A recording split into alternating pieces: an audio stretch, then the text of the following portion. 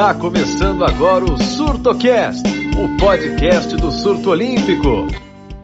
Olá, querido ouvinte, tudo bom? Aqui é Marcos Antônio, está começando mais um SurtoCast, que é o podcast do site Surto Olímpico. E tem mais uma edição muito mais especial, né? Quer dizer, eu falo isso toda edição, né? Toda especial, mas é especial sim, porque temos um convidado super especial. Ele que é narrador dos canais ESPN. Temos a honra de trazer aqui para fazer parte da nossa mesa redonda virtual Fernando Nardini, grande conhecedor de tênis. Vamos falar sobre tênis. É a primeira vez que estamos falando isso no podcast, um dos grandes assuntos de maior audiência do nosso site.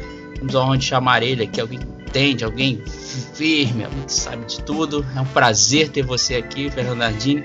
E eu queria te perguntar inicialmente o que você acha dessa retomada tímida do tênis em alguns lugares na Alemanha. Já disse que estão sendo torneio na Áustria, torneios que ainda não estão contando para o ranking, está tendo na Flórida alguns também. Você acha que pode ser um caminho de que vá voltar? Aliás, até o presidente da ATP falou que pode ser que tenha ainda o circuito em 2020. Queria que você falasse como é que você está vendo essa volta mais tímida do tênis aí às competições. Bom, primeiro eu queria agradecer vocês pelo convite, sempre um prazer, é muito legal o trabalho que vocês fazem, eu acompanho, sigo sempre, então é muito legal falar de esporte com quem entende, com quem acompanha, em alto nível. E sobre o tênis, cara, eu acho que o que está acontecendo agora, esses torneios internos, só entre jogadores do mesmo país, sem juiz de linha, com o mínimo de pessoas possível, eu acho que é apenas para manter os jogadores com algum ritmo de competição. Eu sou muito cético quanto ao retorno da temporada em 2020 e, pelo amor de Deus, assim, é apenas um palpite, uma opinião. Se o presidente da ATP enxerga alguma possibilidade, quem sou eu para dizer que não? Mas se a gente parar para pensar, vamos pensar na próxima grande competição aí, que é o US Open, marcado para o fim de agosto.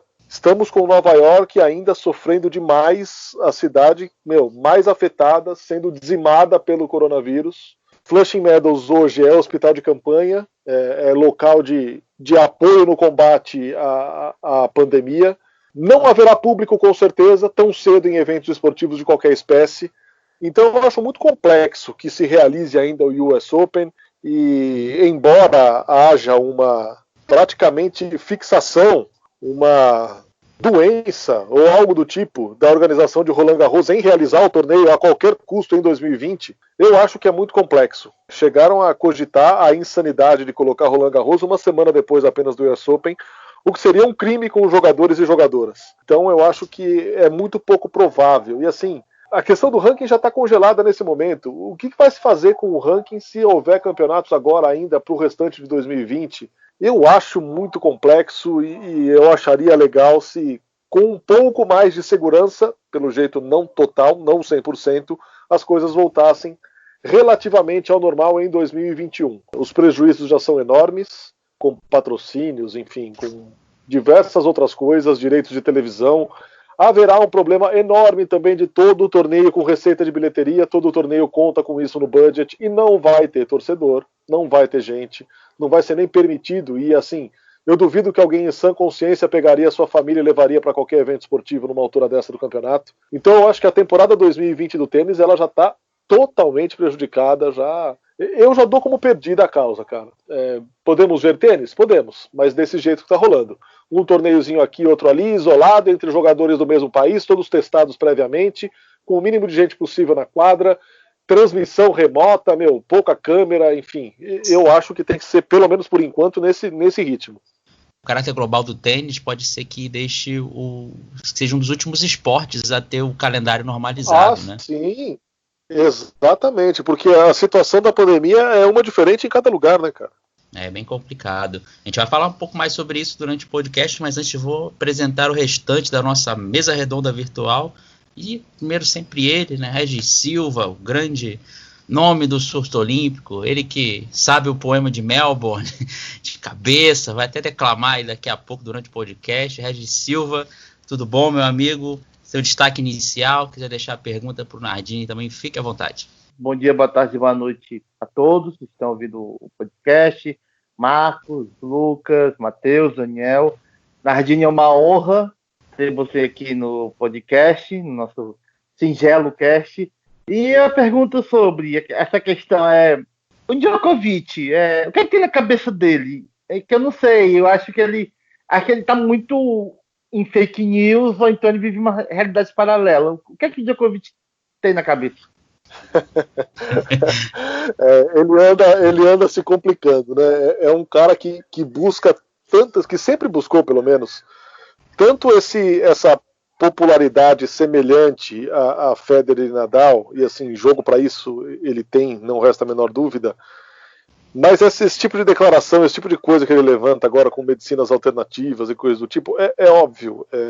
Há que se respeitar a opção de cada um sabe o que faz da sua vida, com o seu corpo, com a sua família. Agora, como personalidade esportiva mundial, é muito complicado ele declarar certas coisas como se fossem verdades absolutas e incentivar certas coisas.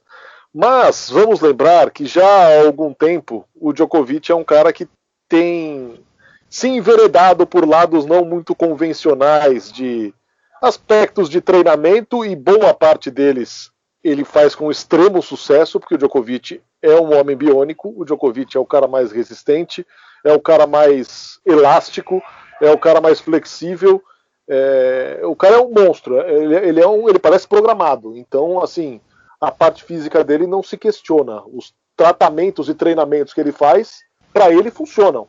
A questão da dieta vegana, que ele e o Lewis Hamilton até incentivaram aí a criação do Dieta de Gladiadores, aí o filme na Netflix. Enfim, eles adotaram essa postura, e pro Djokovic dá muito certo. O cara é o homem de ferro e com as manias dele. Agora, vamos lembrar que alguns tempos atrás, poucos anos, uns 3, 4 talvez, ele se aliou a um guru, o Pepe Mas, que dizia a ele que ele tinha que abraçar árvores para se energizar e mudar certas coisas no seu comportamento. E ele acreditou nisso piamente. Há fotos do Djokovic abraçando árvores que ele acha que assim ele se energiza. Então é um cara que já vem demonstrando algum desvio para esse lado. Agora, ele ser publicamente contra a vacina, eu acho um negócio muito complicado. Ele ter dito que se houver uma vacina de Covid e ela for obrigatória para viajar e jogar os torneios, ele vai pensar muito bem no que ele vai fazer, se vai aplicar a vacina na família, se vai tomar a vacina. Aí eu acho um negócio muito complicado, cara. Muito complicado e até de certa forma triste. Porque se é o jeito que tem para se evitar a doença, vai fazer o quê? Mas estamos em tempos em que isso para alguns não é tão grave assim. Para mim é um negócio muito sério, muito triste, e muito pior ainda quando vem de uma personalidade desse tamanho, um cara que tem acesso a toda a informação do mundo, a todo tipo de tratamento, todo o recurso para fazer o que quiser, e vem com uma negação dessa. Eu acho triste. Aliás, rapidamente, só para... Viu, Marco? Só para falar, a esposa do Djokovic postou um tempo desse, no Instagram dela, postou sobre torres 5G que podem transmitir o corona. Olha isso. É muito louco. Tá? É muito louco. Você falou o negócio de abraçar para se energizar. O último que eu vi que abraçava para se energizar era o falecido cantor Serguei, né, cara? Mas esse pelo menos era um louco do bem, né? Pelo menos ele devia ele já não falava lance de vacina nem nada. Enfim, vamos pro nosso próximo integrante, diretamente da Bahia, ele, Daniel Barbosa, outro grande fã do Poema de Melbourne também, esse que sabe também. Seu destaque inicial, Daniel, e perguntinha pro Nardini também, pode mandar. Bom dia, boa tarde, boa noite, boa madrugada, porque agora com essa quarentena a gente nem sabe mais que horas são. A gente nem sabe mais que hora a gente dorme. Vai, né, que 2, 3 horas da manhã alguém esteja ouvindo o Surtocast em algum canto por aí, né? Agradecer a presença do Fernando Nardini, grande narrador dos canais ESPN, uma pessoa que tem um excelente gosto musical, afinal de contas é fã da nossa maravilhosa Laura Pausini, né? Inclusive Inclusive, a nossa diva está fazendo aniversário este mês, né, no dia 16. Então, quando for ao ar, ela já fez aniversário. Então, deixar uma pergunta aí para o Nardini. O que ele acha de uma possível fusão entre a ATP e a WTA, né? O Federer e Nadal sugeriram, né, que seria bom para o esporte, uma fusão. O executivo-chefe da WTA, o Steve Simon, também apoiou a ideia. Nomes também do tênis feminino, como a Halep, a Kvitova também sinalizaram que seria uma boa. O que você acha a respeito? Eu acho que a curto prazo vai ser excelente para a WTA. É uma WTA que está às vésperas de não ter mais Serena Williams como o carro-chefe de um circuito todo.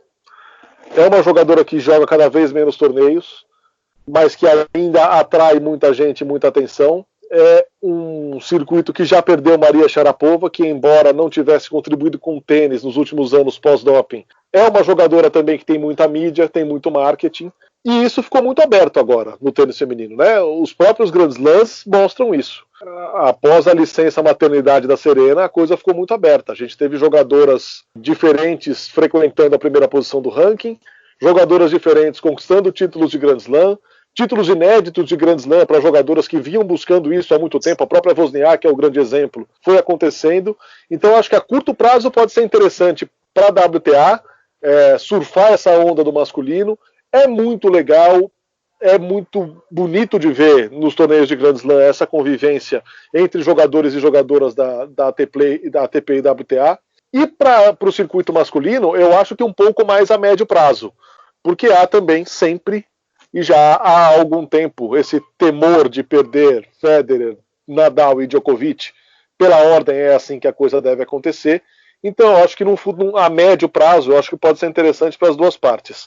Eu fico curioso para ver como é que vai ser a logística de você realocar calendários. Será que é toda a cidade que vai conseguir receber torneios não tão grandes? A gente tem aí alguns Masters 1000 que são disputados chave feminina e masculina concomitantemente, mas outros torneios não são ao mesmo tempo. Então, é possível o ano inteiro ter isso? Para mim tem um monte de pergunta sem resposta. Mas se os caras sugeriram e boa parte abraçou a ideia, deve ser bom para todo mundo. Eu estou bem curioso para ver. E isso é um complicador enorme para as televisões, né?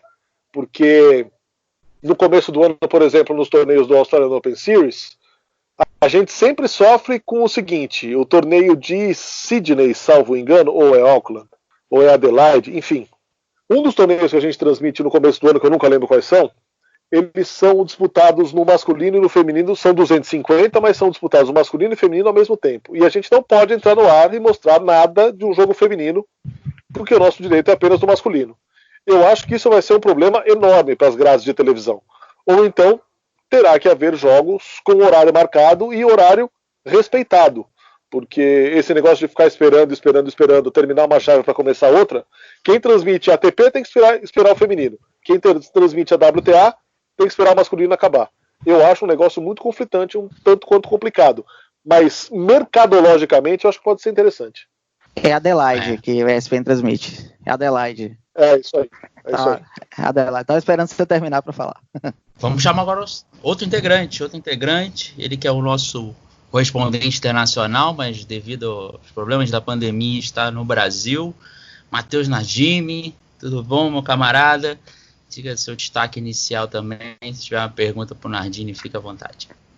Ô pessoal, bom dia para todo mundo, né? Qualquer hora do dia aí que vocês estiverem vindo. Muito obrigado de novo ao Nardini também por estar participando aqui. A minha pergunta, né, já seria sobre o tênis brasileiro, né? Eu queria que você falasse um pouco como é que você estava vendo o tênis brasileiro agora, né? Com o Thiago Wilde tinha acabado de ganhar um ATP, o Menezes já classificado para as Olimpíadas, a Stephanie subindo um pouco no ranking. E como é que você vê a volta do tênis no Brasil depois do coronavírus, né? Porque a gente já tem um calendário com muitos poucos torneios no Brasil. E como é que você acha que vai ficar um pouco essa volta ao tênis no Brasil? Cara, eu acho o seguinte, para voltar ao tênis aqui, o tênis é até um negócio até menos complicado do que os esportes coletivos por motivos óbvios, né? Mas como você disse, o calendário aqui é curto, cada vez mais curto. Com a pandemia, a grana vai ser cada vez mais curta. Provavelmente torneios que estavam agendados talvez não sejam realizados por falta de grana, por questão de dinheiro. Então eu acho que é um baque muito grande para o tenista que joga apenas no Brasil. Eu acho que é muito complexo você ter torneios mundialmente em 2020, como eu disse. Quem dirá então o que vai acontecer no Brasil com um calendário, repetindo, já muito enxuto. O tênis brasileiro, de uma maneira geral, o Thiago Wilde é a grande notícia dos últimos tempos, né? Ter ganho um torneio da ATP tão jovem, ainda com 19 anos, aproveitou as chances que teve, ganhou muita confiança com uma boa campanha no Rio Open. Ele é um cara de personalidade muito forte, que não baixa a cabeça para quem está do outro lado. Ele é casca para se jogar contra, ele é folgado, no bom termo da palavra, e isso eu acho que ajuda a tenista. Às vezes eu acho que ele perde um pouco a linha com a imprensa, mas talvez seja uma questão de maturidade, seja uma questão da juventude. Mas eu acho que é um cara que tem muito tênis, que tem na cabeça que precisa evoluir muito e sabe onde tem que investir. Agora entra aquela questão, né? Aí ele vai ser o Thiago Wilde que a gente espera, ou ele tem uma expectativa diferente? O que ele vai querer fazer? Ele vai querer pagar o preço para ser um top 50, 30, 20, 10? Tem que querer pagar o preço. E isso é algo que a gente vê cada vez mais raramente, principalmente no cenário nacional. Internacional também, porque os torneios hoje pagam muito e as pessoas, os atletas, conseguem viver um bom tempo com premiação de primeira, segunda, terceira rodada no máximo. Então você não vai treinar para ser o cara, você vai treinar para levar a sua vida, ganhar o seu dinheiro e depois ter uma aposentadoria tranquila. É uma questão de alinhar expectativas. O que ele quer? Se ele quiser, ele pode ser um cara muito bom, porque ele tem personalidade, ele tem talento, tem que trabalhar, tem que procurar intercâmbio, tem que sair daqui um pouco, na minha opinião, e tem que buscar novas coisas para o jogo dele. O tênis muda muito a cada instante, ele tem que adequar o jogo dele, mas eu acho que é um diamante a ser lapidado, com o perdão da expressão gasta e muito usada. É um cara que pode ser muito bom. A Luísa Stefani é outra grata surpresa, uma menina que está aí há algum tempo, batalhando. É uma ascensão no ranking de duplas, que tem sido a saída para muita gente. Tem gente que tem obtido sucesso com a profissionalização das duplas, principalmente que a gente vê no masculino. No feminino ainda há uma mescla muito grande de simplistas e duplistas, mas principalmente no masculino há uma profissionalização e uma especialização na chave de duplas. E tem muita gente se dando muito bem com isso. Os brasileiros estão aí para dizer, né? Bruno e Marcelo estão aí para dizer que é possível jogar em alto nível, viver de duplas e garantir também a sua aposentadoria no final da carreira, que é mais longa, diga-se de passagem. É engraçado que alguns anos atrás, torneio de duplas era composto por tenistas de simples que jogavam dupla para complementar ali a renda, né? Era como complemento de renda. Hoje não, né? De 5 anos para cá, você vê só tenistas jogando duplas, os especialistas, né?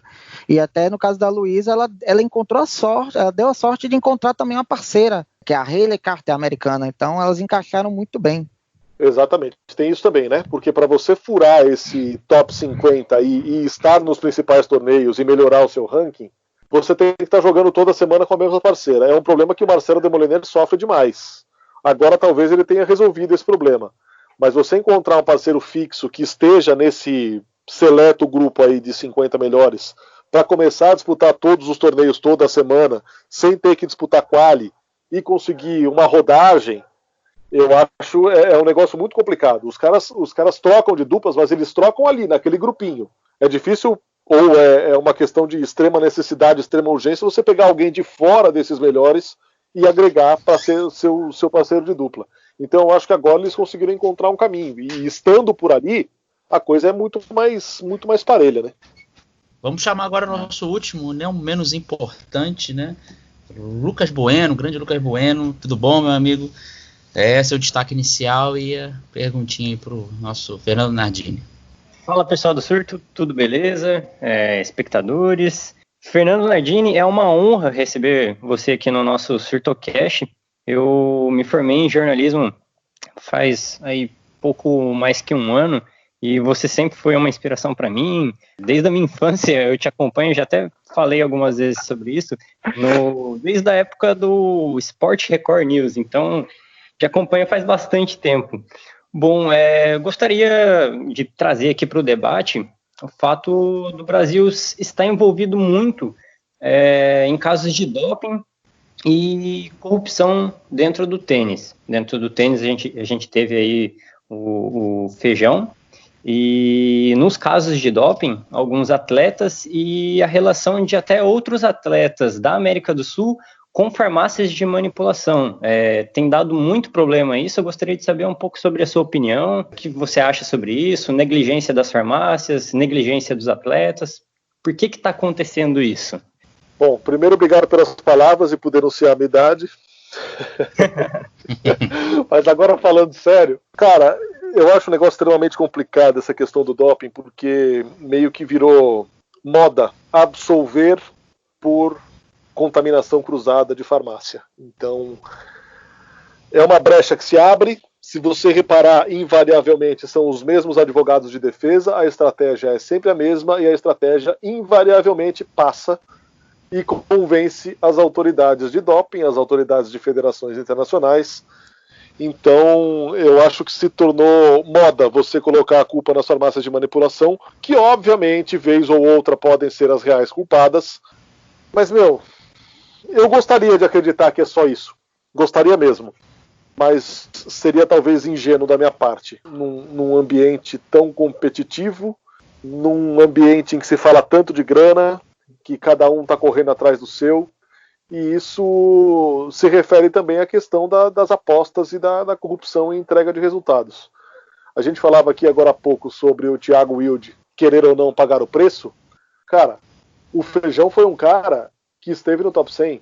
O Feijão era um cara que tinha potencial, energia, era um cara bem relacionado. De repente, houve um desvio de rota. De repente, as tentações foram muito maiores. Você ganha $500 numa primeira rodada de Challenger e ganha $25 mil para entregar um jogo. As coisas começam a ser muito tentadoras. Para quem quer, sabe, a via mais fácil. Só que a via mais fácil também é mais arriscada. Hoje tem uma atenção muito maior de órgãos sobre essa questão da corrupção, questão de aposta, que movimenta cada vez mais dinheiro. É o caminho mais fácil. Mas é também o mais arriscado, é também o menos fair, o mais condenável. E assim, quem se sujeita a isso, cara, tá sujeito a punição desse tipo, tá sujeito a tomar pancada de todo lado, e não dá para condenar quem critique, quem dê pancada em quem faz, porque, cara, perde-se totalmente a essência do esporte. De novo, eu ainda gostaria de acreditar que as pessoas dão o seu melhor e que as pessoas não tomam drogas para vencer. Eu gostaria muito de acreditar nisso, só que é muito ingênuo da minha parte acreditar nisso, eu acho que da parte de todo mundo, né?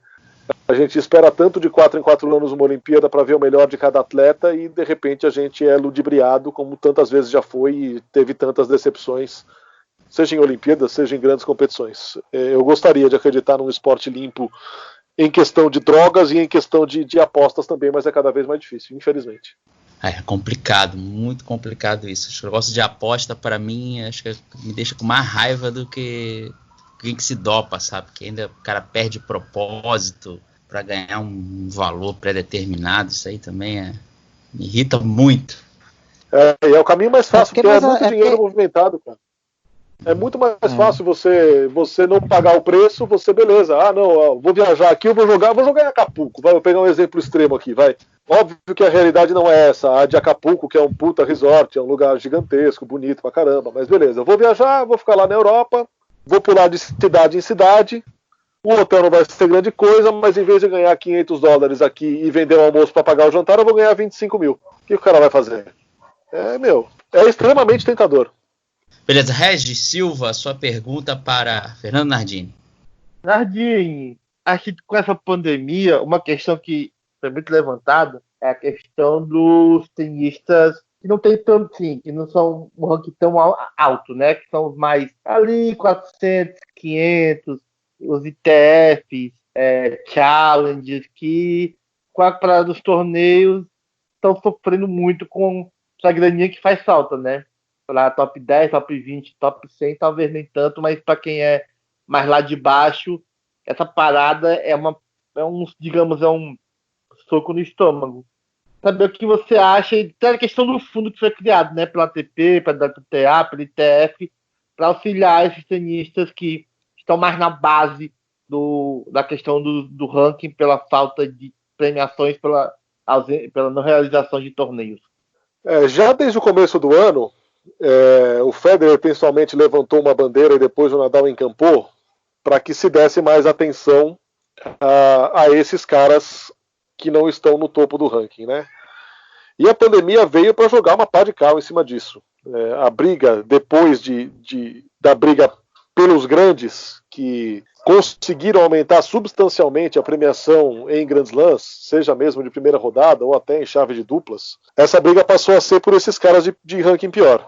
Aí veio a pandemia e jogou a pá de cal em cima dessa história, esfriou essa história, criou-se esse fundo que sim, dá uma grana para esses caras, para quem está mais parado, para quem tem mais dificuldade de se manter no circuito, mas ainda é longe de ser o suficiente, né? Eu acho que podia ter sido uma contribuição um pouco mais vultosa, ser um pouco mais de dinheiro, porque o cara que se banca, que tenta se manter, que vai ali na corda bamba, que tem que ganhar jogo para ter dinheiro, para jogar o próximo torneio, para pagar a próxima hospedagem, para pagar o treinador, para tudo, para absolutamente tudo, próximo voo, enfim. Esses caras estão sofrendo demais com essa história. Esses caras não lhes resta nada do que não treinar no quintal de casa, nesse momento. E esperar treinar no quintal de casa é algo para todos, mas quando o tênis recomeçar, como é que vai ser? Esse cara provavelmente não tem o dinheiro guardado para voltar a viajar. Como é que vai fazer? Como é que vai acontecer? É um negócio muito complicado, cara. É um negócio muito complicado e muita coisa vai ter que ser readequada quando a coisa voltar a acontecer. Quando o circuito voltar ao normal ou algo perto do normal. Eu acho que vai ter, assim como no Brasil, vai ter um decréscimo de investimento gigantesco de patrocínio em torneios, assim, porque ninguém vai estar com dinheiro sobrando para investir em marketing violentamente. Eu acho que talvez até os grandes lãs possam ter num futuro próximo aí um decréscimo na sua premiação. E assim, o que se paga em grandes lãs hoje é um negócio absurdo, cara. É um negócio muito absurdo. Então, eu acho que o Grand Slam não é nem o problema. O problema é exatamente olhar para baixo. É Challenger, é Future. A ITF fez uma mudança recente aí que não deu nada certo para tentar dar um pouco mais de igualdade para os jogadores menos privilegiados. Então, eu acho que é uma readequação, cara. Assim como todos os setores da sociedade, o esporte vai ter que sofrer um processo de readequação muito forte. Essa questão da grana para os menores, eu acho que ela vai ser ainda mais sensível quando o tênis voltar. Porque esses caras agora estão parados, o dinheiro não está entrando de jeito nenhum. E como é que eles vão fazer para recomeçar? Eles vão treinar, beleza, mas e passagem? E hospedagem? Como é que você faz para se manter? É um negócio bastante complicado. No embalo da pergunta do Regis, o Dominic Thiem deu uma declaração há 2 semanas defendendo que preferia fazer doações a pessoas realmente necessitadas do que ao grupo de tenistas de ranking baixo. Inclusive uma tenista argelina, Inês Buas, é assim que fala o nome dela, fez até uma carta aberta, né, a ele e tal. Queria que ele comentasse a respeito disso. Cara, eu não achei legal a postura do Thiem, não, meu. Ele já esteve lá embaixo, cara. Ele sabe, o cara que está hoje lá no top 10, 20, 30, 40, 50, ele já comeu muita grama quando estava lá embaixo. Ele sabe qual é a realidade. E assim, é óbvio que ele tem que ter a preocupação de fazer a doação para quem é realmente necessitado. Só que o Thiem é um cara que já atingiu um status, um ranking e uma premiação e dinheiro de patrocínio, que ele pode fazer as duas coisas, né? Então eu acho que faltou um pouquinho de sensibilidade, companheirismo, empatia da parte dele. Eu acho que ele foi muito mal nessa, muito mal. É um ótimo garoto, é um puta tenista, é um cara que joga com os 3 de igual para igual, só que eu acho que nessa ele escorregou. Eu acho que ele foi muito mal. Ele não é o tipo de cara que tem que contar o dinheiro para fazer uma doação. Ao contrário, ele é um cara que já atingiu um status, eu acho que ele tinha que olhar com mais carinho, solidariedade, companheirismo. Estamos falando da mesma classe, do mesmo esporte, de alguém que conhece a realidade. Então eu acho que ele foi mal. Bola fora total. Aproveitando essa questão, né, eu queria perguntar para você também sobre os duplistas, né, porque eu acho que a questão dos duplistas parte tanto por uma questão de dinheiro também, né, que tipo prêmio às vezes para o campeão de um Grand Slam é muito menor do que em duplas, do que tipo, para quem perde rodadas anteriores simples, enfim, a diferença é realmente enorme, além de ter que dividir, né? E eu acho que muitas vezes a dupla não é muito, quer dizer, e muitas vezes a dupla não é tão considerada quanto simples. Então, quando você pega pessoas falando, tipo, é o primeiro tenista de tal país a chegar na final, desde não sei quando, você acaba sempre falando de simples e nunca dos tenistas de duplas, né? Acho que o tênis de duplas tem menos visibilidade. E aí eu até queria te perguntar para você como é que é a experiência de exibir duplas na televisão, né? Porque eu acho que causa muita disputa entre gente que quer ver os brasileiros em duplas e a gente que, eu sei que algumas pessoas reclamam, que quer ver uma estrela de simples. Ou seja, então como é que a dupla pode fazer para ter um nível parecido com o simples, ou isso é uma coisa que nunca vai acontecer mesmo? Eu acho que nunca vai acontecer. Eu acho que nunca vai acontecer, e assim, os heróis, os caras mais admirados da história, desde sempre, são os caras que jogam simples. A gente teve aí os irmãos Bryan fazendo uma carreira brilhante, os caras que ganharam absolutamente tudo. É difícil que alguma dupla chegue a ganhar junta o que esses caras ganharam. E a coisa não explodiu de uma maneira importante. A coisa se profissionalizou, é verdade. Hoje há muito mais espaço e dinheiro para as duplas do que havia antigamente, e isso se deve aos caras. Mas eu acho que nunca vai ser equiparável. E sinceramente não tem que ser, porque é outra história. É outra história. Óbvio que o duplista tem méritos, o duplista tem espaço, é legal dupla em alto nível, é legal ver a reta final de Grand Slam em dupla. Eu gosto de ver, realmente gosto. Agora, são coisas completamente diferentes. O duplista tem que ter seu espaço, tem que ganhar o seu dinheiro. Eu sou a favor de um tratamento igualitário. Por exemplo, reclamava-se tempo atrás de tratamento diferente entre jogador de simples e jogador de dupla. Isso é um completo absurdo. O cara é atleta, o cara está disputando um Grand Slam. Ele tem que ser tratado da mesma forma. Agora, a mesma notoriedade, o mesmo espaço, o mesmo dinheiro, eu acho que é algo utópico. Porque são coisas diferentes. São coisas diferentes. O tênis é esse esporte individual que consagrou mitos ao longo dos tempos, em simples principalmente. Óbvio que alguns fizeram nome e fizeram carreira em duplas. Martina Navratilova, por exemplo, aumentou consideravelmente o seu número de Grand Slams, também jogando duplas.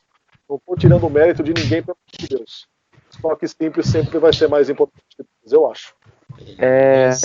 E só para complementar na questão da transmissão, vocês tentam fazer algum tipo de sempre passar um pouco dos jogos dos brasileiros?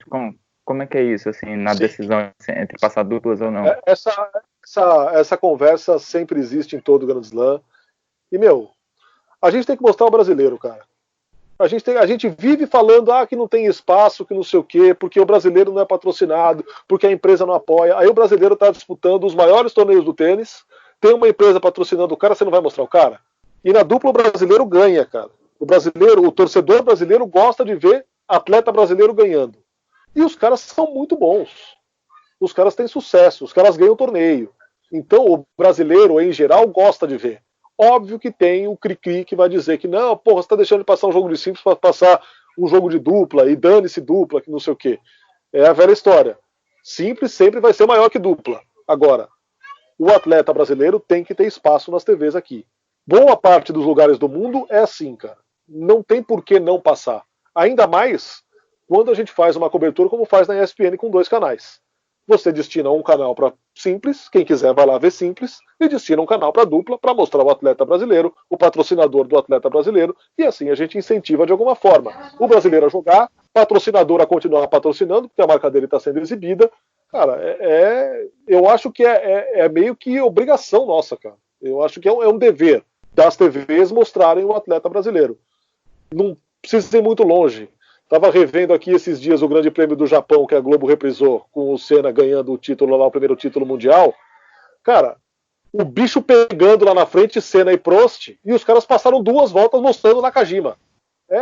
Eu acho que é meio a função. É exagerado mostrar 2 voltas de Nakajima com o título mundial sendo decidido? É exagerado. Mas eu não acho que você tenha que não mostrar ou relegar o atleta brasileiro para mostrar qualquer outro jogo de simples. Obviamente que televisão não é uma obra de caridade, não é uma empresa de caridade. Se tiver um canal apenas e jogando Federer, Nadal e Djokovic, você vai mostrar os caras porque eles atraem mais interesse de todo mundo. Mas se você tem 2 canais, você dividir não é problema nenhum. E ainda que mostre Nadal, Djokovic e Federer, você vai pingando um pouquinho de dupla. Não mata ninguém e você cumpre o seu dever. Exatamente. Lucas, sua pergunta aí pro Nardini. Agora, passando um pouco mais para o lado profissional, Fernando, qual a partida de tênis que você considera a melhor que você já narrou e qual a situação mais bizarra também dentro do tênis que você já presenciou, já teve que narrar? Conta aí pra gente. Bom, a partida, eu acho que se tiver que escolher uma, eu fico com o Nadal e Djokovic na final da Austrália de 2012. Aquele jogo de quase 6 horas, um jogo que os caras deixaram absolutamente tudo na quadra, que no final eles, na premiação, tiveram que sentar num banquinho que não se aguentavam em pé. E foi um jogo de altíssimo nível, 2 dos maiores tenistas da história. Num torneio que a gente tem um carinho absurdo, que é a Austrália, que é totalmente diferente de todos, então eu acho que esse é o jogo mais marcante. E o fato bizarro foi durante um torneio de Wimbledon, quando a gente tinha o torneio ainda, tinha os direitos, isso deve estar até na internet até hoje, porque de vez em quando as pessoas lembram. Naquela história de você ler mensagem, o pessoal manda mensagem no Twitter, você vai lá falando o nome de todo mundo, você vai meio que no automático, né? E aí, foi o dia que eu perdi a minha virgindade nessas histórias aí de falar nomes que são comprometedores. Mas era um nome comprometedor verdadeiro, porque eu li Paula Nabussa e falei, nossa, na hora eu caí na real. Eu falei, puta, caiu a casa, perdi a virgindade, não prestei atenção, caí nessa. Mas depois a menina me mandou uma foto do RG dela, cara. E o sobrenome dela é Nabussa. Nossa. Então, assim, foi uma cagada, mas você caiu. Nossa, aí a partir daí ela passou a usar outro sobrenome. Isso aí você caiu, mas não caiu. Não foi aquele da oficina, a outra parte. Exato. Ô Nardini, tem um tenista, acho que é eslovaco, que o sobrenome dele que é Blas e tem um sobrenome também que é comprometedor. Não sei se você vai lembrar. Quem não lembra, né? Quem não lembra? Mas eu tive a sorte de nunca ter narrado um jogo dele. No futebol tinha o goleiro da Costa Rica da Copa de 2006, né? Grande José Augusto, se vocês lembram. Tem aquele argentino que quase jogou no São Paulo, o Milton. Esses caras não têm assim, é o Milton, é o Blas, não tem jeito. Essa do Milton eu lembro do Amigão. Eu lembro do Paulo Soares falando no Sport Center. O Amigão e o Antero, né? Milton, vai ser difícil, é antológico. E caindo no Amigão, então, meu Deus. Caindo no Amigão. Exatamente. Regis Silva, sua pergunta aí para o senhor Nardini. Aquela pergunta meio batida, todo mundo já fez, né? Provavelmente. Sim, a gente até sabia a resposta. O que deu errado no tênis brasileiro que não conseguiu usar o momento do Gustavo Kirten para levantar o tênis e agora viver de nomes esporádicos, top 20, top 30. O que deu errado? O que deu errado no tênis, vocês que acompanham e são ultra informados em esporte olímpico, é o que dá errado em todas as modalidades que não o futebol no Brasil. Passam atletas, tornam-se ídolos e não se aproveita a onda. Não se trata direito a criação de novos atletas, não se investe na base, apenas se investe quando o cara já dá resultado, e aí a gente não cria novos jogadores. A gente segue dependendo de um ou outro talentoso, abnegado, alguém que tenha alguma chance de se manter enquanto o dinheiro não começa a entrar, e aí o cara explode. É assim, aconteceu na ginástica, muito provavelmente vai acontecer na canoagem, acontece no tênis também.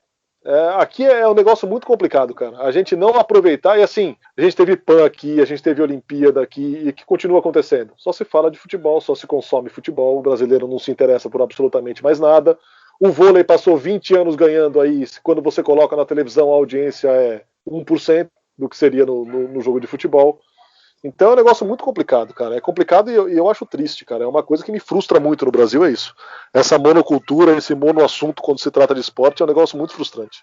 Brasileiro só liga para a Olimpíada faltando 3, 4 meses. Quando tá perto de chegar. Assim, exato. Durante 3 anos e 10 meses não lembra da Olimpíada. Aí quando chega a Olimpíada, é torcedor e se acha no direito de dizer que fulano é pipoqueiro porque não ganhou medalha. Ainda acompanha nada do ciclo olímpico, o pessoal treina, disputa a Copa do Mundo, viaja, e quando chega na hora que, tipo assim, tem esporte que não é um favorito para ganhar, mas tipo, faz uma boa campanha, ok, tudo bem, dá um máximo, chega na quarta de final, semifinal, aí perde e não sei o que mais, porque o brasileiro basicamente só sabe vencer, tirando futebol de lado.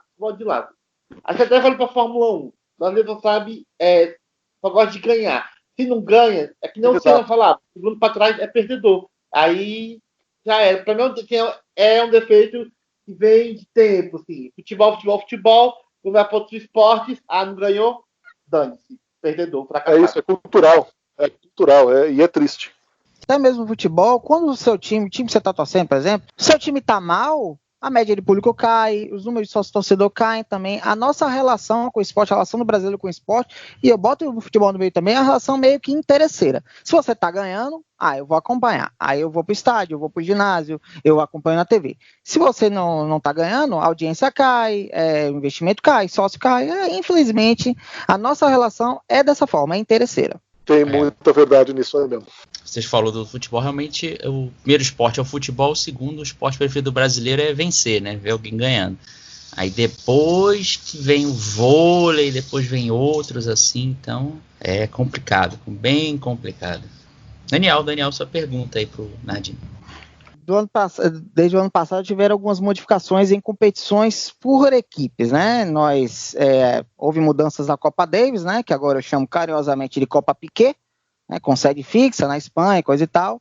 Acabaram com a Copa Hopman no início do ano, né, que substituíram pela ATP Cup, né, e agora a Fed Cup também entrou no mesmo esquema da Copa Piquet. Eu queria saber o que ele achou dessas mudanças. Estou falando da Copa Piquet, obviamente, de uma forma irônica, mas o que ele achou dessas mudanças da Copa Davis, Fed Cup e o fim da Copa Hopman e a criação da ATP Cup no início do ano? Cara, o que fizeram com a Copa Davis é um crime, é um assassinato. Devia ser obrigado a mudar de nome. Chama de Copa Piquet mesmo, chama de Copa sei lá o que mesmo. Davis não é. Pode chamar de qualquer outra coisa. Eu acho que assassinaram a competição. Era legal pra caramba de ver, da forma como era mesmo. Sabe? Não, porque é muito longo, porque são 5 jogos, tal, tem que readequar. Assim, eu sou de certa forma, para certas coisas, meio tradicionalista. Óbvio que eu não sou reticente a mudanças de regra, a adequações para que a televisão passe. Agora, eu acho que o que foi feito foi radical demais. Foi um assassinato da competição. Foi completamente desfigurada. Eu não levo a sério e também, sinceramente, eu amo tênis, cara, mas eu não perco mais meu tempo assistindo. A não ser que seja algo extraordinário, uma final, Federer e Nadal e Djokovic, coisa do tipo, aí beleza, eu posso assistir. Mas eu acho que assassinaram a competição. E é uma pena, acho muito triste. Em compensação, acho que a criação da ATP Cup é muito legal. Estando todos já lá na Oceania, começo de ano, todo mundo ia jogar lá mesmo. Competição entre países é um negócio que chama atenção. Então, eu gosto da ATP Cup. Só que o que fizeram com a Copa Davis é revoltante. É revoltante. E assim, é interesse financeiro, sabe? Meramente financeiro. Tinha que fazer mudança? Muita gente era a favor de mudança? Beleza, pode ser. Podia mudar, mas não desfigurar. Você pode mudar, mas não desfigurar, não assassinar a competição como fizeram. Você vê a Davis antigamente, né, cara, os jogos, recentemente na Argentina, né, cara, os argentinos jogando estádio com aquela torcida. Na França, cara. Estádio de futebol lotado na França. Sim, você vê aquela atmosfera sensacional, cara, você sentia aquilo ali, os tenistas sentiam, né, nessa Copa da Davis nova aí do Piquet, né, teve jogo de madrugada, quase ninguém na arquibancada, a gente dormindo, assistindo o jogo, a motivação do cara, péssima. Não, e Copa Davis foi uma das minhas primeiras, assim, desde que eu comecei a assistir tênis, na época da TV Manchete, também estou entregando a idade, mas minhas primeiras competições no tênis foi assistir pela TV, foram os Grand Slams, que a Manchete passava, exibia, e a Copa Davis, eu lia com o Jaime Oncin, jogando simples ainda, Luiz Mata, Cássio Mota, a torcida lá, é uma competição diferente, sempre foi uma competição diferente. Falando de Copa Davis na Manchete, eu lembro, acho que foi 92 por aí. Acho que foi a semifinal Brasil e Suíça na Suíça. Tinha, acho que era o Matar, Fiz aqui o Mark Rossetti da Suíça. Nossa, minha idade já tá mais jogada na lama, minha idade já. Mas pelo menos você entregou a idade com memória. Eu sou um cara de idade desmemoriado. O Regis viu John McEnroe, então isso aí tá. Pode falar muito.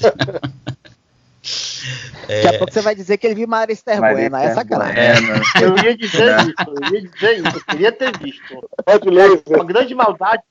O início da carreira. Aliás, só para constar, hoje, no dia que foi gravado esse cast, foi o dia em que o COI aceitou o tênis de volta nos Jogos Olímpicos, em 87, que 88 voltou, né?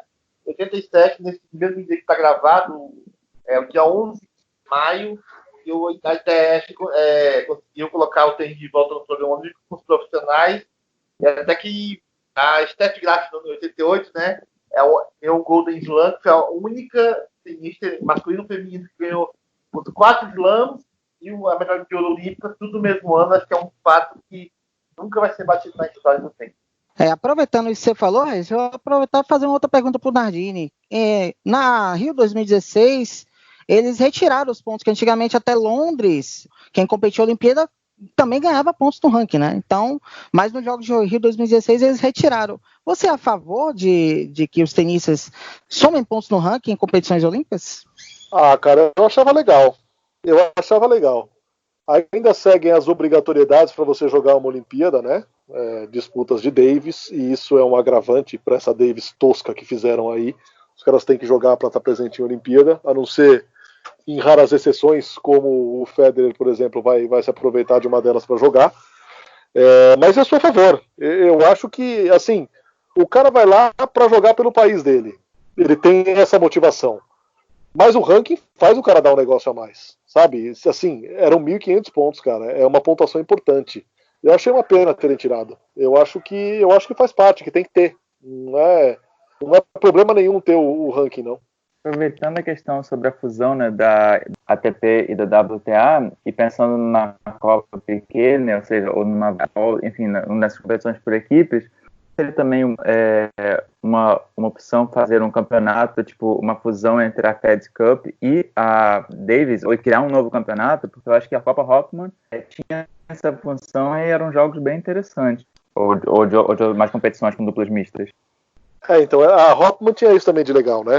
As duplas mistas só acontecem em Grand Slam, e tinha a Hopman, que era, eu acho que até num clima mais de descontração do que o ambiente que é um pouco mais de pressão num Grand Slam. Óbvio que na dupla mista os caras jogam para se divertir, né? É um negócio muito mais da convivência, e é o legal de você ver como eles se divertem jogando, e os caras estão soltos, então você vê mais grandes jogadas, é divertido de ver por esse aspecto, não exatamente da competitividade, mas, juntar a Fed com a Davis, não sei, Pra falar a verdade, é o que eu falei, quando se fala em Davis hoje, depois da última edição, depois dessa mudança toda, me dá até bode, cara, eu não gosto nem de pensar.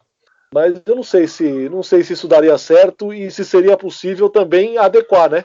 Porque a gente já viu uma Davis tão espremida, com jogo até 4 horas da manhã e ninguém no ginásio. Você imagina se coloca feminino junto, cara. Verdade, ia ser complicado. Não, verdade. Não, acho que seria inclusive uma outra coisa mesmo. A Copa Davis morreu, né? Infelizmente. Vamos usar a Copa Piquet como grafia agora, que perfeito. Lucas Bueno, sua pergunta aí pro Nardini. A gente acompanha aí um pouco da carreira do Tomás Bellucci, teve muitos altos e baixos, momentos excelentes e momentos que ele caiu muito no ranking. Você acha que ele ainda tem vez nesse circuito? Ele ainda pode mostrar aí grandes resultados pra gente no tênis? Cara, eu não tenho essa convicção, não. Infelizmente eu não tenho. E assim, infelizmente de verdade, porque é um cara que tinha muito potencial, um cara que saca muito, que tem uma direita que anda demais, mas, o tênis é mais que isso, né? Um cara que conseguiu, chegar 21, cara, o cara foi 21 do mundo. É um puta ranking, é espetacular o que ele conseguiu fazer. Mas é duro se manter ali, É duro se manter, é duro pagar o preço, e de novo, é uma questão de alinhar a expectativa. O Tomás queria ser esse cara, top 20, top 10, top 15, não se sabe. Mas eu acho que aconteceu muita coisa, e é muita troca de técnico, e o que a gente fica sabendo é que a convivência por muito tempo não é fácil. E assim, isso não é um demérito, uma crítica. Eu acho que é exceção quem consegue por muito tempo ter essa convivência pacífica, harmônica e de sucesso com o mesmo treinador, viajando o ano inteiro. Essa convivência é um negócio muito complicado, até mesmo a quarentena está mostrando pra gente. Até mesmo você ficar dentro de casa o tempo todo com as mesmas pessoas, por mais que você as ame, é um negócio complicado, é um negócio desgastante. Então eu acho que essa relação, ainda mais com um, entre aspas, estranho, ela é muito difícil. Mas o Tomás trocou demais de técnico. Demais de técnico. E assim, esses problemas de relacionamento com o treinador, esse desgaste de viagem, de tanto tempo convivendo, eu acho que isso acabou minando um pouco a carreira dele, tirando um pouco. Quando você começa a receber muita informação num curto espaço de tempo, talvez você corra o risco, não sei se é o caso, tá? Tô aqui fazendo uma suposição.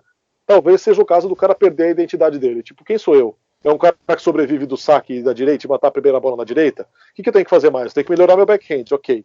Tenho que melhorar minha esquerda, meu jogo de rede. São coisas que você vai agregando ao seu jogo, mas o seu ganha-pão tá ali, a sua característica tá ali. E eu acho que talvez o Tomás possa ter perdido um pouco a rota, perdido um pouco o caminho dessa história de tanta troca de técnico. Você fala do Bellucci, me lembra muito os jogos da Davis, dele ele jogando na Davis, né, cara? Ele jogava também muito bem, eu gostava muito ele, acho que com o apoio da torcida, fazia muito bem para ele, né, nas partidas da Davis. Sim, aquele confronto memorável contra a Espanha em São Paulo, no Ibirapuera. Ali eu falei, agora o Tomás ganhou a torcida, agora esse cara vai, Infelizmente não foi. Eu também achei a mesma coisa. Incrível. Olha, e aqui digamos, o jogo que definiu que o Bellucci é do que poderia ter sido foi aquele jogo no Masters de Madrid, não, que eu tava vendo o Djokovic tomou a virada na semifinal, 2011 ou 2012, não lembro, por aí. Acho que o Bellucci vence o Djokovic naquela semifinal, acho que chegando na final, acho que ele poderia ter um salto de nível, mas aí tomou a virada, não sei, acho que eu penso assim. O aspecto de confiança é muito importante, né? Uma vitória como essa te dá uma poupança de confiança absurda. E a gente vê como isso é importante agora mesmo, cara. O Thiago Wilde é uma prova disso. O jeito que ele jogou o Rio tem diretamente a ver com o que ele jogou em Santiago para ganhar o título. O Aliassime, no ano passado, fez uma puta campanha no Rio e foi bem o ano inteiro. Mas é muito complicado você se manter, cara. É muito complicado você se manter focado, você se manter motivado o tempo todo para seguir treinando, para ser melhor e melhor e melhor. Tem cara, de novo, que não quer pagar o preço. Ele chegou a dar 6-0 no Djokovic. Foi em Roma, né? Isso foi em Roma, né? Isso, foi no Master de Roma, né? Que ele fez 6-0. E depois ele quase foi. E aí ele quase ganhou do Nadal também nas Olimpíadas, né? Ele teve realmente grandes momentos individuais nos jogos, né? Mas ele não conseguia cruzar a linha de chegada, né? Infelizmente, nesse constância, cara. A constância é toda semana nesse nível, cara. E aí que você tira mais o chapéu ainda pros três. E os caras, é raríssimo você ver os caras perderem cedo. Raríssimo. É toda semana que eles jogam, é fim de torneio, cara. Eu só sei de uma coisa, só sei que a Next G nunca vai ganhar do Big 3. Só isso. Em Grand Slam é difícil mesmo. Masters Nadine, você acha que criaram muita expectativa com esses tenistas da Next Gen? O Tsitsipas, os Zverev. O Zverev foi até bem no Australian Open, né? Até conseguiu ir mais longe, que ele não costuma ir tão longe em Grand Slam. Mas você acha que criaram expectativa, um hype muito grande sobre esses tenistas? Eu acho que é mais uma questão de necessidade de alguém que substitua os três do que expectativa em si. Surge um fenômeno. Puta, esse cara vai encarar os três. E assim, o Zverev fez grandes coisas, ganhou Masters 1000. Só que a questão é, o que diferencia, mais uma expressão batida, os homens dos meninos, os jogos de 5 sets em Grand Slam, os três não deixam pra ninguém, cara. É como se fosse outro jogo. Você conseguir ganhar em 5 sets desses caras, ou conseguir bater mais de um, é um negócio muito raro, cara. Aconteceu com o Wawrinka uma vez, com o Del Potro uma vez, mas olha de quanto tempo nós estamos falando. Nós estamos falando de quase 20 anos de tênis aí. E os caras nessa hegemonia, chegando e ganhando quase todos os Grand Slams. Então eu acho, são excelentes jogadores. O Tsitsipas é um cara que também não está nem aí para quem está do outro lado da quadra, que já ganhou dos três. O Zverev é outro cara que joga demais, mas tem esse bloqueio com o Grand Slam. Eles são excelentes, eles são espetaculares. Só que quando chega em jogo de 5 sets, parece que é outro esporte. O cara tem que criar uma casca que seja resistente ao jogo dos 3, para ser campeão de um Grand Slam. E isso tem sido muito difícil de se ver. A última vez que se viu foi o Wawrinka, que é um cara que já ganhou mais de um, ou seja, para ele já não é tão novidade. E assim, o último mais diferente foi em 2014 o Tillich no US Open. Nadine, você acha que o Andy Murray é um cara muito subestimado pela imprensa? Você acha que ele é muito maior do que dizem? Puta, cara, eu sou suspeitíssimo pra falar, velho. Sinceramente, eu acho que Andy Murray é um cara que faz um bem pro tênis, cara. E as mensagens que ele tem passado agora, nessa história aí, com essas cirurgias no quadril, essa persistência, essa resiliência, essa paixão que ele tem mostrado, cara, é um negócio tão bonito de ver. É uma mensagem tão legal, cara, para atletas em geral. Meu, é paixão pura, é um cara extremamente batalhador, talentoso, um cara que, meu, comeu pão que o diabo amassou quando era criança, escapou de um massacre numa escola. A história de vida do Murray é espetacular, e a paixão que ele tem pelo tênis. E o que ele joga também. Plasticamente, talvez seja o cara mais bonito de se ver jogar, pelo menos na minha opinião. Eu acho que é um cara que só faz bem ao tênis. Eu acho que a questão é que era Big Four e se tornou Big Three porque ele começou a se machucar muito e não jogava mais os torneios. Mas era um cara que estava chegando em final de Masters 1000 toda hora, era um cara que ganhou Grand Slams e jogando contra os outros 3 de uma maneira espetacular, impondo autoridade. Então, eu acho que é um cara brilhante, brilhante, muito acima da média, um cara que é boa pessoa, que briga por igualdade de gênero, é um cara que briga contra preconceito. Eu acho que é um cara que faz muito bem pro tênis. É estressado, tem as manias dele que irrita muita gente, não resta a menor dúvida. Ele é teatral, não resta a menor dúvida. Mas no fundo eu acho que é um puta cara, E bicampeão olímpico. Ganhou Londres, né? Do Federer lá em Londres, no Wimbledon e aqui no Rio de Janeiro. Total respeito por ele também. Gosto muito do Andy Murray também. Então agora podemos falar, né? Falar um pouquinho sobre a sua carreira, Nardini, que tem algumas perguntinhas aí. Já estamos se aproximando do final, mas perguntar um pouquinho, falar um pouco da sua carreira. Eu queria saber como é que começou, se interessou pelo jornalismo e quem que você se espelhava no início da carreira, assim, para seguir esse caminho no jornalismo. Cara, eu sempre gostei demais de esporte. Pratiquei esporte a vida inteira, joguei vôlei por muito tempo. A partir do momento que eu vi que eu não ia jogar vôlei de verdade, eu sabia que eu ia trabalhar com esporte de alguma maneira. Como eu acompanhava absolutamente tudo mesmo, até golfe, num tempo em que não passava golfe no Brasil, eu acompanhava. Eu decidi que eu ia fazer jornalismo e que eu ia me enveredar pelo esporte, porque é um negócio que eu tinha uma cultura de acompanhar o esporte, Olimpíada. Eu era telespectador assíduo do show do esporte na Bandeirantes, eu passava os domingos vendo esporte o dia inteiro, então quando no segundo ano de faculdade eu entrei na Bandeirantes, pra mim eu tava entrando na Disney, cara, era um parquinho. E aí com 2 anos de Bandeirantes eu fui pra minha primeira Olimpíada, que foi em Sydney, que é um puta lugar maravilhoso, e a Olimpíada foi espetacular. Então, cara, eu sou muito grato assim pela carreira que eu tenho, por tudo que eu já alcancei. Mas foi isso, foi algo sempre muito presente na minha vida e eu acho que eu não podia trabalhar com nada diferente que não fosse esporte. E assim, graças a Deus, aconteceu. Eu trabalho com alguma coisa que eu sou realmente apaixonado, cara. Eu vejo esporte na televisão o dia inteiro. Agora, na pandemia, que não tem muita coisa ao vivo, que a gente só vê jogo que já sabe o resultado, eu assisto bastante programa de culinária também, que é outra coisa que eu teria feito na minha vida, porque eu adoro cozinhar. É legal, é legal também. Eu também assisto algumas coisas também de culinária, e o History. Regis, tem uma pergunta pro Nardini sobre a carreira dele? Primeiro, fazer uma confissão. Sim, acho que por volta do meio de 2012, assim, acho que abril, maio, pelo menos isso aí, não lembro. Em 2013. Recebi um e-mail, né, no site do e-mail do Surto, e era uma carta, era um e-mail do Nardini, elogiando o Surto. Mesmo que não estava muito ausente no Twitter, ele estava acompanhando o Surto, elogiando o trabalho. Eu nunca vou esquecer, né, que tipo, poxa, praticamente um site do começo, um blog, quase site na época ainda, para mim foi uma honra, assim, sabe, daquela motivação a mais, eu nunca esqueci, o e-mail está guardado dentro do Surto. Para mim, eu tenho com motivação desde sempre, quer dizer, desde o começo na Radinho estar presente na história do surto, dando moral. Enfim, para mim, esse podcast é meio que a história sendo concluída. É sobre questão de transmissão olímpica.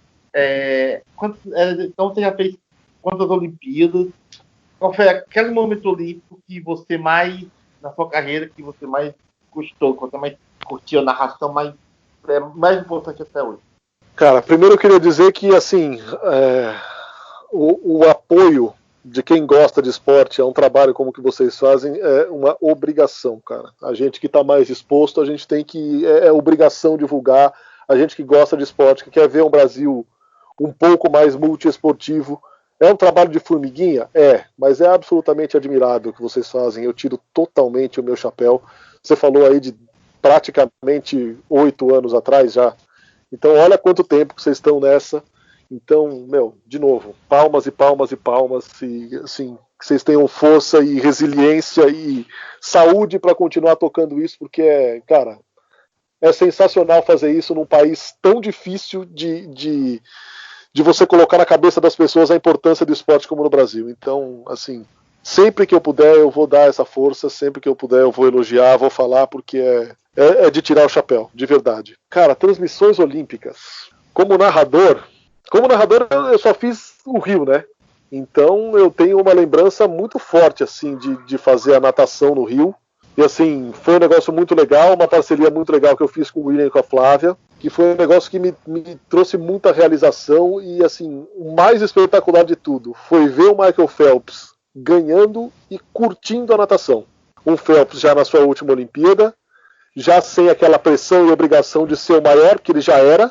E um cara que se divertiu, um cara que saía da piscina, ia bater na mão de todo mundo, que estava com o filho lá no Rio o dia todo, fazendo festa e curtindo. Ele estava ali ganhando medalha, disputando em alto nível, como fenômeno que ele é, e assim, curtindo, sabe? Desfrutando de tudo que ele já tinha conquistado. Então eu tenho uma lembrança muito forte da natação, eu tenho uma lembrança muito forte do vôlei de praia, do Alisson e do Bruno, de um jogo que eu narrei no dia seguinte, ou 2 dias depois da morte do meu pai. Meu pai morreu durante a Olimpíada. Eu voltei para São Paulo, vim pro velório, enterro, coisa do tipo, e depois voltei pro Rio no dia seguinte, porque, era a Olimpíada, era um sonho que eu estava vivendo, é o que eu mais amo fazer, é o que ele gostaria que eu fizesse. Então eu vim para São Paulo, fiz o que tinha que fazer e voltei pro Rio no dia seguinte. Cheguei no aeroporto, fui direto para Copacabana para narrar um jogo deles, acho que era quartas de final, se não me engano. Então é outra lembrança que eu tenho muito forte. E do dia final, que eu narrei a disputa do bronze no vôlei, que depois o Brasil foi campeão olímpico, quando talvez pouca gente esperasse que o Brasil ainda pudesse ser campeão olímpico, mas, de novo, o que o vôlei no Brasil fez nos últimos 20 anos é algo que talvez a gente nunca mais veja de nenhuma modalidade no Brasil. Uma modalidade que tem estado durante tanto tempo no topo. Quando não era campeão, era pelo menos semifinal, era segundo, era terceiro. Então eu acho que a gente não vai ver isso tão cedo, infelizmente. Mas foram esses, assim, os momentos como narrador. Como repórter tem outros tantos. Tem a maratona do Vanderlei em 2004, que, eu estava na Band ainda, não tinha ninguém cobrindo a maratona. Eu já tinha chegado do Rio, eu tinha feito a luta da Falavinha de manhã, que ela perdeu o bronze. Depois eu fui assistir a final do vôlei, que era perto, vi lá o Brasil ser campeão, voltei para a redação e estava fechando a matéria do Taekwondo. E estava rolando a maratona. Quando eu olho na televisão, tá lá, Vanderlei Cordeiro de Lima, líder. O chefe de reportagem estava do meu lado, eu toquei nele e falei, escuta, quem tá lá? Ele, lá onde? Falei, na maratona. Ele, ninguém. Por quê? Só porque o Vanderlei Cordeiro tá na liderança. Ele falou, puta, fudeu, não, vambora, corre. Eu peguei o cinegrafista, subimos no carro, carregamos o carro, subimos no carro, só que, Atenas é uma cidade que não é grande. E uma cidade que não é grande, com vias interditadas de 42 km de percurso para uma maratona, você imagina o tanto de interdição que tinha. Então, pelo menos uns 3 km eu fiz correndo. Com a câmera na mão, o meu cinegrafista tinha um problema numa perna, de uma cirurgia de tornozelo mal feita. Eles conseguiram carona num carro da polícia, e no carro da polícia eles ficaram sabendo que o Vanderlei tinha sido atropelado lá e seguro pelo Cornélio Roran.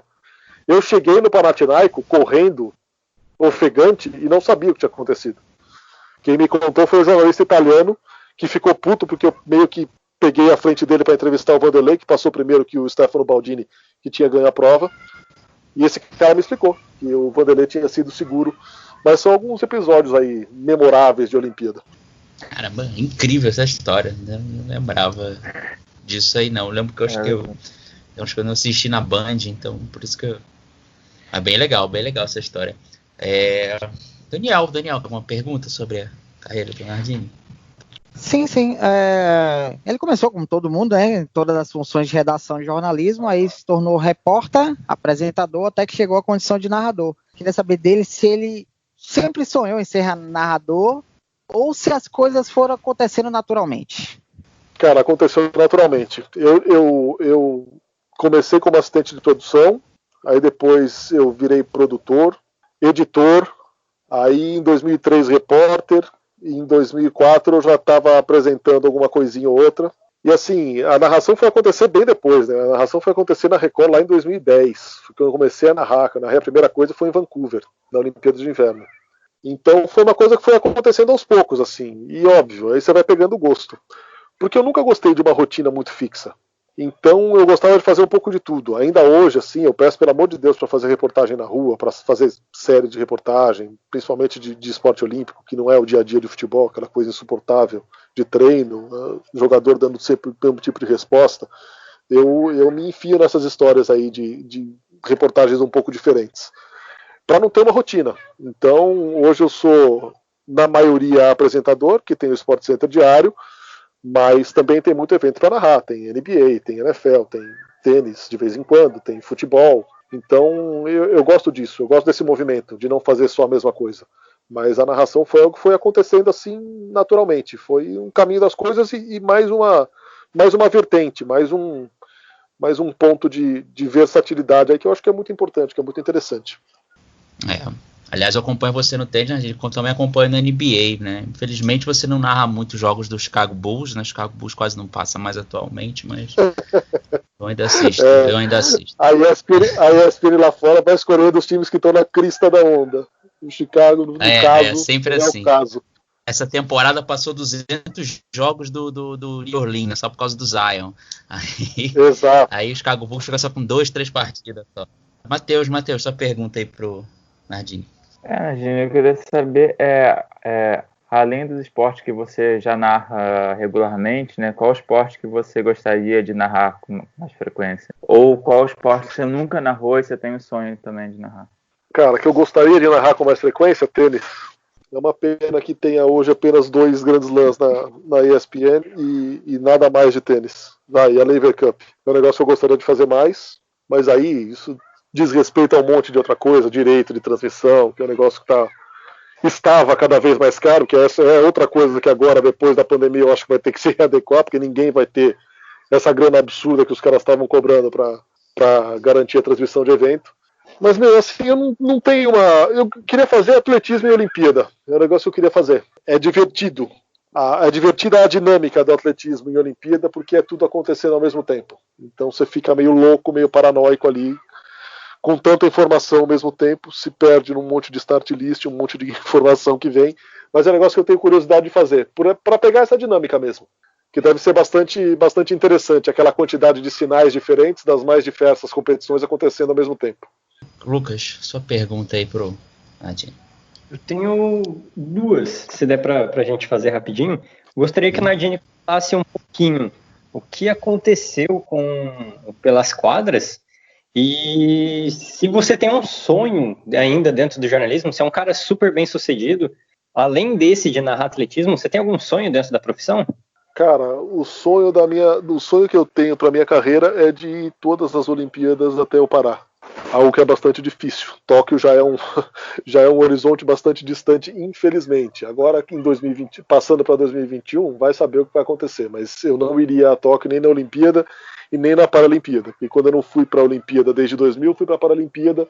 E assim, foram experiências espetaculares que eu também gostaria de repetir. Trabalhar com o Paralímpico é um negócio espetacular. É um pessoal muito legal. Qual foi a outra mesmo? Sobre o pelas quadras. Sobre Pelas Quadras. O Pelas Quadras surgiu de uma ideia maluca minha e do Fino, de colocar um pouco do que a gente fazia nas transmissões, aquele debate descontraído entre amigos, num programa sobre tênis, aproveitando as brechas e fazendo um resumo no fim do dia. A ideia inicialmente foi bem aceita, chegou a ser vendida por muito tempo, só que a perda de espaço do tênis no canal e algumas figuras que jogaram contra acabaram derrubando o programa, infelizmente. Hoje ele não existe mais, vai existir só se houver o US Open, porque ele cumpre ali um tapa-buraco entre a janela diurna e a janela noturna. Mas é uma pena que tenha acabado, porque assim, era um negócio que a gente se dedicava e a gente fazia mesmo por amor, cara, porque a estrutura era mínima, o gasto era mínimo, então eu acho que houve má vontade internamente com o programa, porque não há o que justifique retirar do ar, sendo um programa que, não dava audiência, porque nada que não é futebol dá uma audiência importante, a não ser a NFL, e a NBA na reta final.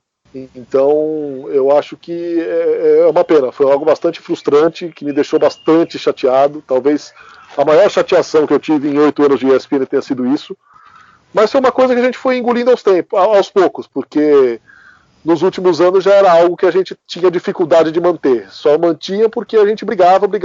Chega uma hora que você perde a energia para brigar e passa a aceitar, ou então, sabe, o manda quem pode, obedece quem tem juízo. Então não teve mais jeito de manter.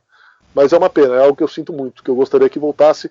Mas assim, adoro as pessoas com quem eu trabalho no tênis hoje. Mas é um programa que só faz sentido se tem o Fino, cara. Se não tem o Fino, eu acho que não faz tanto sentido. Eu adorava Pelas Quadras. Adorava Pelas Quadras. Podia não ter audiência, né? Como você falou, mas era um programa que tinha interatividade, porque eu acompanhava no Twitter, também escrevia, né? E relevância. Quem assiste o jornalismo gostava do programa. Exatamente. Era um programa que tinha 1 hora e depois reduziram para meia hora, aos pouquinhos eles foram tirando mesmo. E era um programa que misturava jornalismo com bom humor. Tinha uns quadros, Mergene Fashion Week, eu me acabava de rir com aquele quadro, que já era no final do programa, né? Era muito bom. Era muito bom. Enfim. Sensacional. Era você e o Nardini e o Meligeni fazer uma dupla muito legal, né? Tanto pelas quadras quanto nos comentários, né? Você assistir. O Fino foi seu maior parceiro até então, na carreira? Foi, sem dúvida. Disparado. Foi o grande trabalho em parceria que eu fiz na minha vida foi com o Fino, não resta a menor dúvida. E assim, fora a parte profissional, né, cara? Eu tive o privilégio de trabalhar com um cara que era meu ídolo, um cara para quem eu torci, e hoje tenho mais privilégio ainda de ter esse cara como meu irmão. Então, cara, o ganho é muito maior do que a parte profissional. Sensacional. Regis, fala, tu me chamou e eu não ouvi. Eu só tenho uma pergunta complementar a respeito disso para o Nardini. Eu queria que ele falasse um pouco como que ele vê a cada vez maior transmissão de esportes online, né? E se você acha que tem uma maneira de... isso seria uma ameaça à transmissão de televisiva ou pode acabar sendo uma certa parceria, enfim... Como é que você vê um pouco esse futuro da transmissão online? Eu não acho que a TV vá acabar, mas eu acho que o streaming é o futuro. Isso é cada vez mais claro, cada vez mais evidente. As pessoas... hoje a realidade já é essa, né? O mercado de TV a cabo ele teve um decréscimo muito forte nos últimos anos.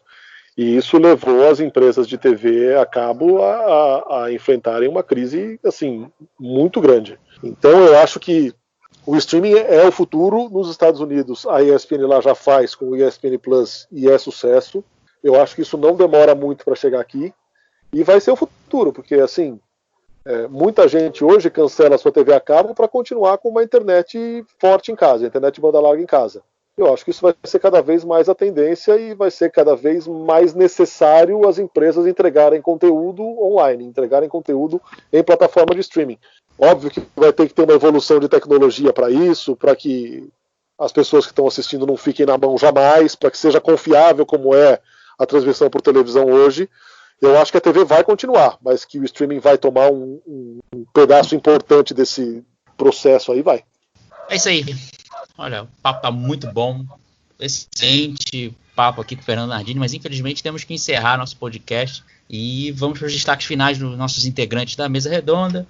A gente foi o primeiro a falar, então ele vai ser o último agora. E vou chamar você, Regis Silva. Muito obrigado pela sua presença. Seu destaque final. Bem, queria primeiro agradecer o Nardini pela presença, pelo prestígio de sempre, né? Desde os priscos, das priscas eras de começo do surto, né? É um dos que deu moral. Primeiro, agradecer pela presença aqui no cast. E agora, espero que quem ouviu o programa goste, porque muito bom mesmo. Escutem, compartilhem, curtam nossa página no YouTube, e ajuda para ter uma live, quem sabe um dia dentro do YouTube, que seria muito bom. E é isso. Obrigado a todos e até a próxima edição do Surtcast. Isso aí, Daniel, muito obrigado também por a sua presença nesse podcast e seu destaque final aí. Agradecer aí a mais uma participação aí no Surtocast, agradecer ao Fernando Nardini por ter topado participar desse programa. Queria deixar uma pergunta para ele nesse finalzinho, assim, uma pergunta difícil para ele, para encerrar. Quais as músicas preferidas de Laura Pausini? Por gentileza.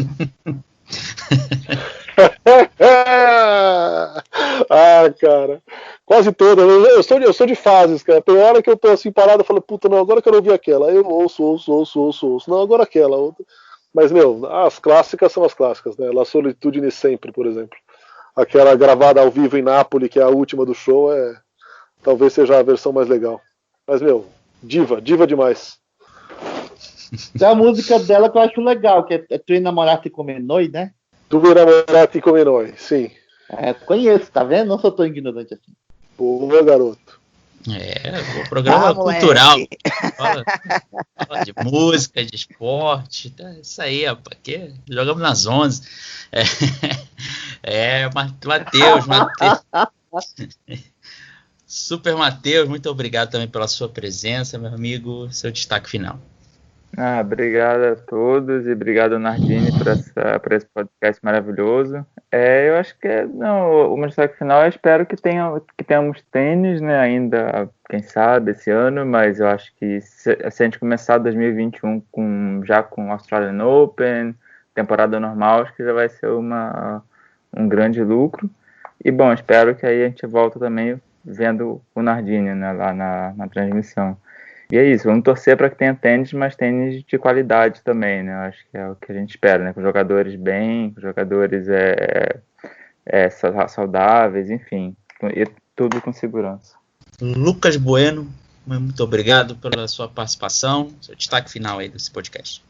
Bom, quero agradecer mais uma vez a participação do Fernando, muito bom, muito legal contar com ele aqui no Surtocast. Quero destacar que o Fernando narrou o jogo que eu mais gostei na minha vida, o melhor jogo que eu assisti na vida, com narração dele, Federer e Nadal na final do Australia Open de 2017, jogo que mais me marcou. É isso aí, valeu, pessoal. Bom também, grande jogo, grande momento. Fedal sempre é um espetáculo, né, cara? Represou na ESPN nos últimos dias aí. Foi épico. Baita jogo. Isso aí, Fernando. Reprisou dia 3 de maio. Fernando Nardini, uma honra ter você aí. Muito obrigado por você engrandecer o nosso podcast. Sinta-se convidado a participar de próximos aí, se a casa é sua. Queria que você desse um destaque final aí. O espaço é seu para você falar o que você quiser, amigo. Bom, queria agradecer mais uma vez o convite, dizer que eu estou aqui à disposição. É sempre muito bom falar de esporte, com quem gosta de esporte, com quem faz o trabalho que vocês fazem. Cara, de novo, todas as palmas, tiro o meu chapéu. Trabalho de formiguinha, mas enorme, de enorme relevância, de enorme importância. É muito legal ver tanta gente interessada e antenada com o esporte como vocês são, tanta gente apaixonada por esporte, que não o futebol num país tão monocultural quanto o Brasil. Então é isso, cara. A mensagem que vocês passam por existirem há tanto tempo e informando há tanto tempo é a melhor possível. Eu acho isso espetacular, cara. Parabéns mais uma vez para vocês. Obrigado pelo convite e quando quiserem, precisarem, estamos aqui à disposição. Beleza? Beleza, muito obrigado, Maria Bernardini. Isso aí, estamos encerrando nosso podcast. Lembrando sempre a você, querido ouvinte, muito obrigado por você ter ouvido, antes de mais nada, né? Pô, muito obrigado mesmo. Qualquer notícia, surtolimpico.com.br, segue a gente nas redes sociais, @surtolimpico, Twitter, Facebook, Instagram. Se você estiver ouvindo pelo YouTube, dá aquele curte, compartilha. E é isso aí, voltaremos em breve com mais uma edição desse Surtocast. Muito obrigado a todos e valeu. Tchau, tchau. Fica em casa, hein?